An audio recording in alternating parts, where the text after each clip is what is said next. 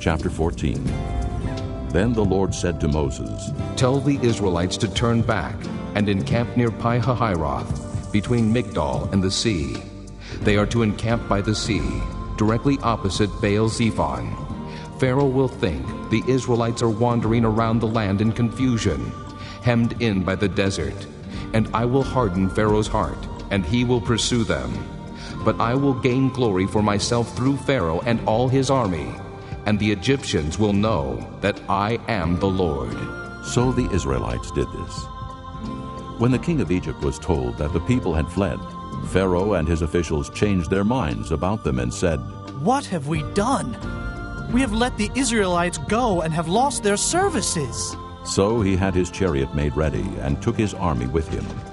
He took 600 of the best chariots, along with all the other chariots of Egypt, with officers over all of them.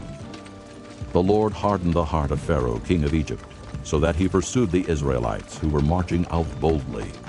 The Egyptians, all Pharaoh's horses and chariots, horsemen and troops, pursued the Israelites and overtook them as they camped by the sea near Pi-hahiroth, opposite Baal-zephon. As Pharaoh approached, the Israelites looked up, and there were the Egyptians marching after them. They were terrified and cried out to the Lord. They said to Moses, Was it because there were no graves in Egypt that you brought us to the desert to die? What have you done to us by bringing us out of Egypt? Didn't we say to you in Egypt, Leave us alone, let us serve the Egyptians? It would have been better for us to serve the Egyptians than to die in the desert. Moses answered the people, Do not be afraid. Stand firm, and you will see the deliverance the Lord will bring you today. The Egyptians you see today, you will never see again. The Lord will fight for you. You need only to be still. Then the Lord said to Moses, Why are you crying out to me? Tell the Israelites to move on. Raise your staff and stretch out your hand over the sea to divide the water, so that the Israelites can go through the sea on dry ground. I will harden the hearts of the Egyptians, so that they will go in after them. And I will gain glory through Pharaoh and all his army, through his chariots and his horsemen. The Egyptians will know that I am the Lord when I gain glory through Pharaoh, his chariots, and his horsemen. Then the angel of God, who had been traveling in front of Israel's army, withdrew and went behind them. The pillar of cloud also moved from in front and stood behind them, coming between the armies of Egypt and Israel. Throughout the night the cloud brought darkness to the one side and light to the other side, so neither went near the other all night long. Then Moses stretched out his hand over the sea, and all that night the Lord drove the sea back with a strong east wind and turned it into dry land. The waters were divided, and the Israelites went through the sea on dry ground, with a wall of water on their right and on their left. The Egyptians pursued them, and all Pharaoh's horses and chariots and horsemen followed them into the sea. During the last watch of the night, the Lord looked down from the pillar of fire and cloud at the Egyptian army and threw it into confusion. He made the wheels of their chariots come off, so that they had difficulty driving. And the Egyptians said, Let's get away from the Israelites. The Lord is fighting for them against Egypt. Then the Lord said to Moses, Stretch out your hand over the sea, so that the waters may flow back over the Egyptians and their chariots and horsemen. Moses stretched out his hand over the sea, and at daybreak the sea went back to its place. The Egyptians were fleeing toward it, and the Lord swept them into the sea. The water flowed back and covered the chariots and horsemen, the entire army of Pharaoh that had followed the Israelites into the sea. Not one of them survived. But the Israelites went through the sea on dry ground, with a wall of water on their right and on their left. That day the Lord saved Israel from the hands of the Egyptians, and Israel saw the Egyptians lying dead on the shore. And when the Israelites saw the great power the Lord displayed against the Egyptians, the people feared the Lord, and put their trust in him and in Moses his servant. Chapter 15. Then Moses and the Israelites sang this song to the Lord. I will sing to the Lord, for he is highly exalted. The horse and its rider he has hurled into the sea. The Lord is my strength and my song. He has become my salvation. He is my God, and I will praise him. my father's God, and I will exalt him. The Lord is a warrior. The Lord is his name. Pharaoh's chariots and his army he has hurled into the sea. The best of Pharaoh's officers are drowned in the Red Sea. The deep waters have covered them. They sank to the depths like a stone. Your right hand, O Lord, was majestic in power. Your right hand, O Lord, shattered the enemy. In the greatness of your majesty, you threw down those who opposed you. You unleashed your burning anger. It consumed them like stubble. By the blast of your nostrils, the waters piled up. The surging waters stood firm like a wall. The deep waters congealed in the heart of the sea. The enemy boasted, I will pursue, I will overtake them. I will divide the spoils, I will gorge myself on them. I will draw my sword, and my hand will destroy them. But you blew with your breath, and the sea covered them. They sank like lead in the mighty waters. Who among the gods is like you, O Lord? Who is like you, majestic in holiness, awesome in glory, working wonders? You stretched out your right hand, and the earth swallowed them. In your unfailing love, you will lead the people you have redeemed. In your strength, you will guide them to your holy dwelling. The nations will hear and tremble. Anguish will grip the people of Philistia. The chiefs of Edom will be terrified. The leaders of Moab will be seized with trembling. The people of Canaan will melt away. Terror and dread will fall upon them. By the power of your arm, they will be as still as a stone. Until your people pass by, O Lord, until the people you bought pass by. You will bring them in and plant them on the mountain of your inheritance, the place, O Lord, you made for your dwelling, the sanctuary, O Lord, your hands established. The Lord will reign forever and ever. When Pharaoh's horses, chariots, and horsemen went into the sea, the Lord brought the waters of the sea back over them. But the Israelites walked through the sea on dry ground. Then Miriam, the prophetess, Aaron's sister, took a tambourine in her hand, and all the women followed her with tambourines and dancing. Miriam sang to them, Sing to the Lord, for he is highly exalted. The horse and its rider he has hurled into the sea. Then Moses led Israel from the Red Sea, and they went into the desert of Shur. For 3 days they traveled in the desert without finding water. When they came to Marah, they could not drink its water because it was bitter. That is why the place is called Marah. So the people grumbled against Moses, saying, What are we to drink? Then Moses cried out to the Lord, and the Lord showed him a piece of wood. He threw it into the water, and the water became sweet. There the Lord made a decree and a law for them, and there he tested them.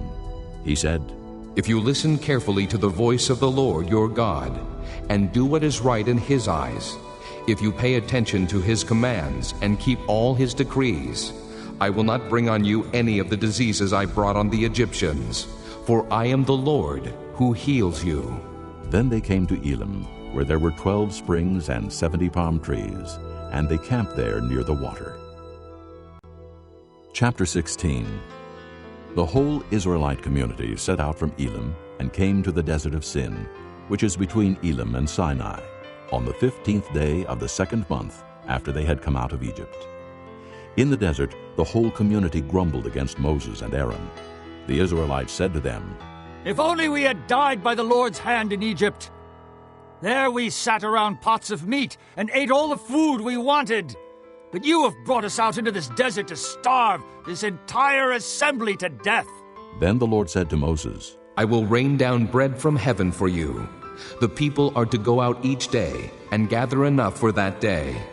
In this way I will test them and see whether they will follow my instructions. On the sixth day, they are to prepare what they bring in, and that is to be twice as much as they gather on the other days. So Moses and Aaron said to all the Israelites, In the evening you will know that it was the Lord who brought you out of Egypt. And in the morning you will see the glory of the Lord, because he has heard your grumbling against him. Who are we that you should grumble against us? Moses also said, You will know that it was the Lord, when he gives you meat to eat in the evening, and all the bread you want in the morning, because he has heard your grumbling against him. Who are we? You are not grumbling against us, but against the Lord. Then Moses told Aaron, Say to the entire Israelite community, Come before the Lord, for he has heard your grumbling. While Aaron was speaking to the whole Israelite community, they looked toward the desert, and there was the glory of the Lord appearing in the cloud. The Lord said to Moses, I have heard the grumbling of the Israelites. Tell them, at twilight you will eat meat, and in the morning you will be filled with bread. Then you will know that I am the Lord your God. That evening quail came and covered the camp, and in the morning there was a layer of dew around the camp. When the dew was gone, thin flakes like frost on the ground appeared on the desert floor. When the Israelites saw it, they said to each other, What is it? For they did not know what it was. Moses said to them, It is the bread the Lord has given you to eat. This is what the Lord has commanded. Each one is to gather as much as he needs. Take an omer for each person you have in your tent. The Israelites did as they were told. Some gathered much, some little. And when they measured it by the omer, he who gathered much did not have too much, and he who gathered little did not have too little. Each one gathered as much as he needed. Then Moses said to them, No one is to keep any of it until morning. However, some of them paid no attention to Moses. They kept part of it until morning, but it was full of maggots and began to smell. So Moses was angry with them. Each morning everyone gathered as much as he needed, and when the sun grew hot, it melted away. On the sixth day they gathered twice as much, 2 omers for each person. And the leaders of the community came and reported this to Moses. He said to them, This is what the Lord commanded. Tomorrow is to be a day of rest, a holy Sabbath to the Lord. So bake what you want to bake and boil what you want to boil. Save whatever is left and keep it until morning. So they saved it until morning, as Moses commanded, and it did not stink or get maggots in it. Eat it today, Moses said, because today is a Sabbath to the Lord. You will not find any of it on the ground today. 6 days you are to gather it, but on the 7th day, the Sabbath, there will not be any. Nevertheless, some of the people went out on the 7th day to gather it, but they found none. Then the Lord said to Moses, How long will you refuse to keep my commands and my instructions? Bear in mind that the Lord has given you the Sabbath. That is why on the 6th day he gives you bread for 2 days. Everyone is to stay where he is on the 7th day. No one is to go out. So the people rested on the 7th day. The people of Israel called the bread manna. It was white like coriander seed and tasted like wafers made with honey. Moses said, This is what the Lord has commanded. Take an omer of manna and keep it for the generations to come, so they can see the bread I gave you to eat in the desert when I brought you out of Egypt. So Moses said to Aaron, Take a jar and put an omer of manna in it. Then place it before the Lord to be kept for the generations to come. As the Lord commanded Moses, Aaron put the manna in front of the testimony, that it might be kept. The Israelites ate manna 40 years, until they came to a land that was settled. They ate manna until they reached the border of Canaan. An omer is 1/10 of an ephah.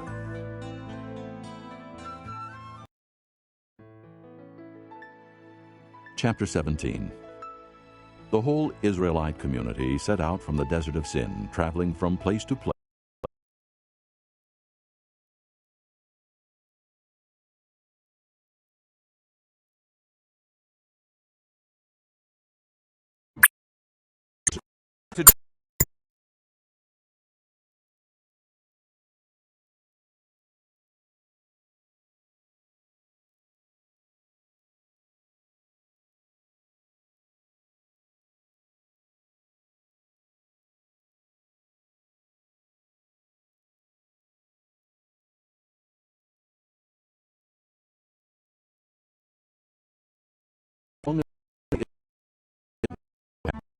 Amalekites. When Moses' hands grew tired, they took a stone and put it under him, and he sat on it. Aaron and Hur held his hands up, one on one side, one on the other, so that his hands remained steady till sunset. So Joshua overcame the Amalekite army with the sword. Then the Lord said to Moses, Write this on a scroll as something to be remembered, and make sure that Joshua hears it, because I will completely blot out the memory of Amalek from under heaven. Moses built an altar and called it, The Lord is my banner. He said, For hands were lifted up to the throne of the Lord. The Lord will be at war against the Amalekites from generation to generation. Chapter 18. Now Jethro, the priest of Midian and father-in-law of Moses, heard of everything God had done for Moses and for his people Israel, and how the Lord had brought Israel out of Egypt. After Moses had sent away his wife Zipporah, his father-in-law Jethro received her and her 2 sons. One son was named Gershom, for Moses said, I have become an alien in a foreign land. And the other was named Eliezer, for he said, My father's God was my helper. He saved me from the sword of Pharaoh. Jethro, Moses' father-in-law, together with Moses' sons and wife, came to him in the desert where he was camped near the mountain of God. Jethro had sent word to him, I, your father-in-law Jethro, am coming to you with your wife and her 2 sons. So Moses went out to meet his father-in-law and bowed down and kissed him. They greeted each other and then went into the tent. Moses told his father-in-law about everything the Lord had done to Pharaoh and the Egyptians for Israel's sake, and about all the hardships they had met along the way, and how the Lord had saved them.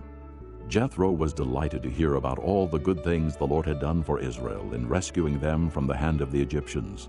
He said, Praise be to the Lord who rescued you from the hand of the Egyptians and of Pharaoh, and who rescued the people from the hand of the Egyptians. Now I know that the Lord is greater than all other gods, for he did this to those who had treated Israel arrogantly. Then Jethro, Moses' father-in-law, brought a burnt offering and other sacrifices to God. And Aaron came with all the elders of Israel to eat bread with Moses' father-in-law in the presence of God. The next day Moses took his seat to serve as judge for the people, and they stood around him from morning till evening. When his father-in-law saw all that Moses was doing for the people, he said, What is this you are doing for the people? Why do you alone sit as judge, while all these people stand around you from morning till evening? Moses answered him, Because the people come to me to seek God's will. Whenever they have a dispute, it is brought to me, and I decide between the parties and inform them of God's decrees and laws. Moses' father-in-law replied, What you are doing is not good. You and these people who come to you will only wear yourselves out. The work is too heavy for you. You cannot handle it alone. Listen now to me, and I will give you some advice, and may God be with you. You must be the people's representative before God and bring their disputes to him. Teach them the decrees and laws, and show them the way to live and the duties they are to perform. But select capable men from all the people, men who fear God, trustworthy men who hate dishonest gain, and appoint them as officials over thousands, hundreds, 50s, and 10s. Have them serve as judges for the people at all times, but have them bring every difficult case to you. The simple cases they can decide themselves. That will make your load lighter because they will share it with you. If you do this, and God so commands, you will be able to stand the strain, and all these people will go home satisfied. Moses listened to his father-in-law and did everything he said. He chose capable men from all Israel and made them leaders of the people, officials over thousands, hundreds, 50s, and 10s. They served as judges for the people at all times. The difficult cases they brought to Moses, but the simple ones they decided themselves. Then Moses sent his father-in-law on his way, and Jethro returned to his own country.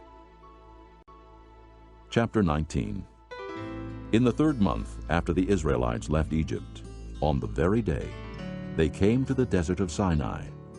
After they set out from Rephidim, they entered the desert of Sinai, and Israel camped there in the desert in front of the mountain. Then Moses went up to God, and the Lord called to him from the mountain and said, This is what you are to say to the house of Jacob. and what you are to tell the people of Israel. You yourselves have seen what I did to Egypt, and how I carried you on eagle's wings, and brought you to myself. Now if you obey me fully, and keep my covenant, then out of all nations you will be my treasured possession. Although the whole earth is mine, you will be for me a kingdom of priests and a holy nation. These are the words you are to speak to the Israelites. So Moses went back and summoned the elders of the people and set before them all the words the Lord had commanded him to speak. The people all responded together, "We will do everything the Lord has said." So Moses brought their answer back to the Lord. The Lord said to Moses, I am going to come to you in a dense cloud, so that the people will hear me speaking with you, and will always put their trust in you. Then Moses told the Lord what the people had said. And the Lord said to Moses, Go to the people, and consecrate them today and tomorrow. Have them wash their clothes, and be ready by the third day, because on that day the Lord will come down on Mount Sinai, in the sight of all the people. Put limits for the people around the mountain, and tell them, Be careful that you do not go up the mountain, or touch the foot of it. Whoever touches the mountain shall surely be put to death. He shall surely be stoned or shot with arrows. Not a hand is to be laid on him. Whether man or animal, he shall not be permitted to live. Only when the ram's horn sounds a long blast may they go up to the mountain. After Moses had gone down the mountain to the people, he consecrated them, and they washed their clothes. Then he said to the people, Prepare yourselves for the third day. Abstain from sexual relations. On the morning of the third day there was thunder and lightning, with a thick cloud over the mountain, and a very loud trumpet blast. Everyone in the camp trembled. Then Moses led the people out of the camp to meet with God, and they stood at the foot of the mountain. Mount Sinai was covered with smoke, because the Lord descended on it in fire. The smoke billowed up from it like smoke from a furnace. The whole mountain trembled violently, and the sound of the trumpet grew louder and louder. Then Moses spoke, and the voice of God answered him. The Lord descended to the top of Mount Sinai, and called Moses to the top of the mountain. So Moses went up, and the Lord said to him, Go down and warn the people, so they do not force their way through to see the Lord, and many of them perish. Even the priests who approach the Lord must consecrate themselves, or the Lord will break out against them. Moses said to the Lord, The people cannot come up Mount Sinai because you yourself warned us. Put limits around the mountain and set it apart as holy. The Lord replied, Go down and bring Aaron up with you. But the priests and the people must not force their way through to come up to the Lord, or he will break out against them. So Moses went down to the people and told them. Chapter 20. And God spoke all these words. I am the Lord your God, who brought you out of Egypt, out of the land of slavery. You shall have no other gods before me. You shall not make for yourself an idol in the form of anything in heaven above, or on the earth beneath, or in the waters below. You shall not bow down to them or worship them.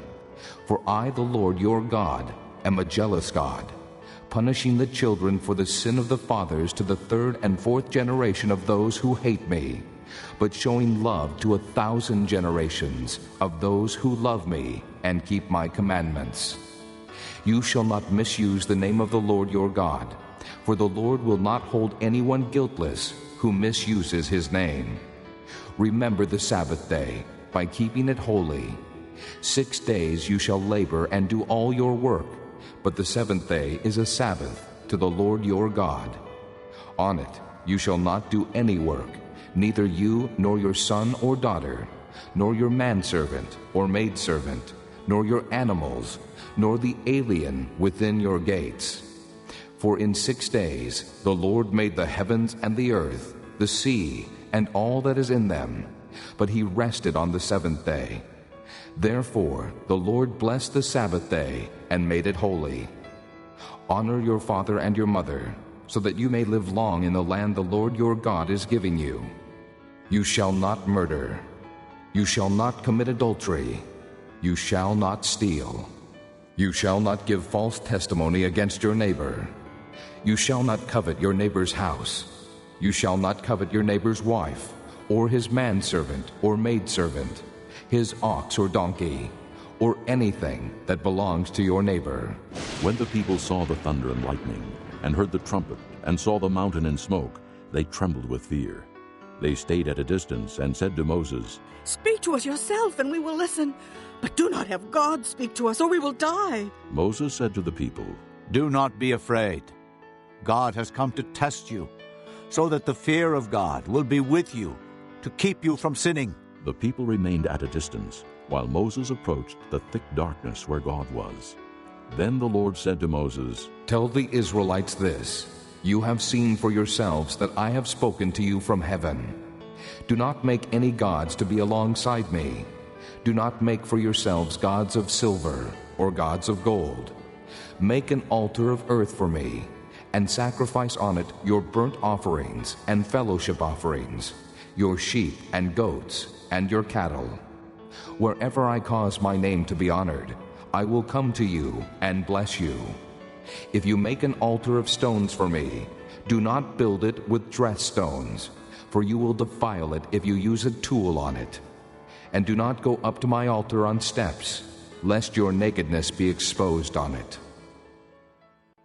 Chapter 21. These are the laws you are to set before them. If you buy a Hebrew servant, he is to serve you for 6 years. But in the 7th year, he shall go free, without paying anything. If he comes alone, he is to go free alone. But if he has a wife when he comes, she is to go with him. If his master gives him a wife, and she bears him sons or daughters, the woman and her children shall belong to her master, and only the man shall go free. But if the servant declares, I love my master and my wife and children, and do not want to go free, then his master must take him before the judges. He shall take him to the door, or the doorpost, and pierce his ear with an awl. Then he will be his servant for life. If a man sells his daughter as a servant, she is not to go free as men servants do. If she does not please the master who has selected her for himself, he must let her be redeemed. He has no right to sell her to foreigners, because he has broken faith with her.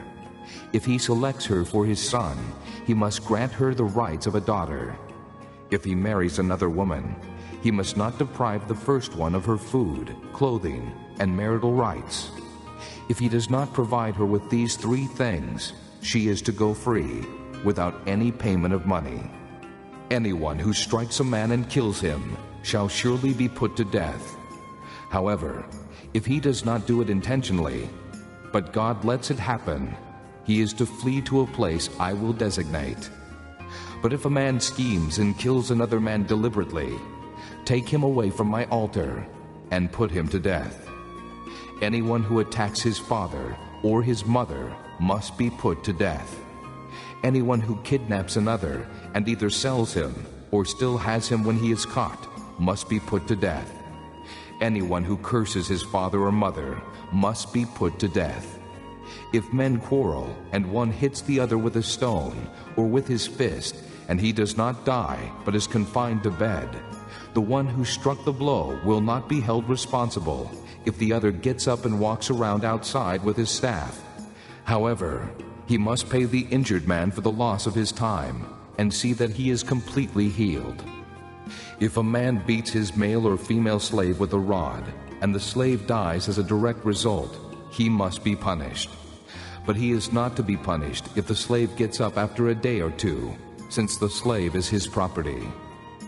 If men who are fighting hit a pregnant woman, and she gives birth prematurely, but there is no serious injury, the offender must be fined whatever the woman's husband demands and the court allows. But if there is serious injury, you are to take life for life, eye for eye, tooth for tooth, hand for hand, foot for foot, burn for burn, wound for wound, bruise for bruise. If a man hits a manservant or maidservant in the eye and destroys it, he must let the servant go free to compensate for the eye. And if he knocks out the tooth of a manservant or maidservant, he must let the servant go free to compensate for the tooth. If a bull gores a man or a woman to death, the bull must be stoned to death, and its meat must not be eaten. But the owner of the bull will not be held responsible. If, however, the bull has had the habit of goring, and the owner has been warned but has not kept it penned up, and it kills a man or woman, the bull must be stoned, and the owner also must be put to death. However, if payment is demanded of him, he may redeem his life by paying whatever is demanded. This law also applies if the bull gores a son or daughter. If the bull gores a male or female slave, the owner must pay 30 shekels of silver to the master of the slave, and the bull must be stoned. If a man uncovers a pit or digs one and fails to cover it, and an ox or a donkey falls into it, the owner of the pit must pay for the loss. He must pay its owner, and the dead animal will be his. If a man's bull injures the bull of another, and it dies, they are to sell the live one, and divide both the money and the dead animal equally. However, if it was known that the bull had the habit of goring, yet the owner did not keep it penned up, the owner must pay animal for animal, and the dead animal will be his. Chapter 22. If a man steals an ox or a sheep and slaughters it or sells it, he must pay back 5 head of cattle for the ox and 4 sheep for the sheep. If a thief is caught breaking in and is struck so that he dies, the defender is not guilty of bloodshed. But if it happens after sunrise, he is guilty of bloodshed. A thief must certainly make restitution, but if he has nothing, he must be sold to pay for his theft. If the stolen animal is found alive in his possession, whether ox or donkey or sheep, he must pay back double. If a man grazes his livestock in a field or vineyard and lets them stray, and they graze in another man's field, he must make restitution from the best of his own field or vineyard. If a fire breaks out and spreads into thorn bushes, so that it burns shocks of grain or standing grain or the whole field, the one who started the fire must make restitution. If a man gives his neighbor silver or goods for safekeeping, and they are stolen from the neighbor's house, the thief, if he is caught, must pay back double. But if the thief is not found, the owner of the house must appear before the judges to determine whether he has laid his hands on the other man's property. In all cases of illegal possession of an ox, a donkey, a sheep, a garment, or any other lost property about which somebody says, "This is mine," both parties are to bring their cases before the judges. The one whom the judges declare guilty must pay back double to his neighbor.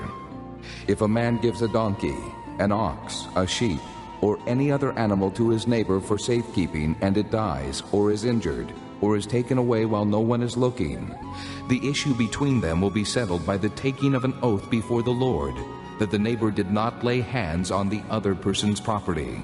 The owner is to accept this, and no restitution is required. But if the animal was stolen from the neighbor, he must make restitution to the owner. If it was torn to pieces by a wild animal, he shall bring in the remains as evidence, and he will not be required to pay for the torn animal. If a man borrows an animal from his neighbor, and it is injured or dies while the owner is not present, he must make restitution. But if the owner is with the animal, the borrower will not have to pay. If the animal was hired, the money paid for the hire covers the loss. If a man seduces a virgin who is not pledged to be married and sleeps with her, he must pay the bride price, and she shall be his wife. If her father absolutely refuses to give her to him, he must still pay the bride price for virgins. Do not allow a sorceress to live. Anyone who has sexual relations with an animal must be put to death. Whoever sacrifices to any god other than the Lord must be destroyed. Do not mistreat an alien or oppress him, for you were aliens in Egypt. Do not take advantage of a widow or an orphan. If you do, and they cry out to me, I will certainly hear their cry. My anger will be aroused, and I will kill you with the sword. Your wives will become widows, and your children fatherless. If you lend money to one of my people among you who is needy, do not be like a moneylender. Charge him no interest. If you take your neighbor's cloak as a pledge, return it to him by sunset, because his cloak is the only covering he has for his body. What else will he sleep in? When he cries out to me, I will hear, for I am compassionate. Do not blaspheme God or curse the ruler of your people. Do not hold back offerings from your granaries or your vats. You must give me the firstborn of your sons. Do the same with your cattle and your sheep. Let them stay with their mothers for 7 days, but give them to me on the 8th day. You are to be my holy people. So do not eat the meat of an animal torn by wild beasts. Throw it to the dogs.